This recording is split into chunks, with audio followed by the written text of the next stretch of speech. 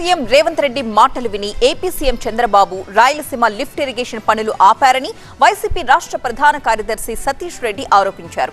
ఇది నిజం కాకుంటే రేవంత్ మాటల్ని చంద్రబాబు ఎందుకు ఖండించలేదని ప్రశ్నించారు. పోతిరెడ్డిపాడు నిరసన ఆరంభం మాత్రమేనని, రాబోయే రోజుల్లో ఉద్యమం మరింత ఉధృతం చేస్తామంటున్నారు సతీష్ రెడ్డి. తెలంగాణ ముఖ్యమంత్రి తెలంగాణ అసెంబ్లీలో మాట్లాడుతూ నేను చంద్రబాబు నాయుడుతో కూర్చొని కన్విన్స్ చేసుకొని రాయలసీమ ఎత్తిపోతల పథకాన్ని ఆపిచ్చాను, కావాలంటే మీరు సందర్శించుకోండి అని చెప్పి అసెంబ్లీ సాక్షిగా చెప్పిన తర్వాత చంద్రబాబు నాయుడు యొక్క తీరు చూస్తే అసలు రాయలసీమ మీద ఇంత ద్వేషం ఉందా చంద్రబాబు నాయుడుకు అనేటువంటి ఒక డౌట్ ప్రజల్లో కూడా కనపడతా ఉంది.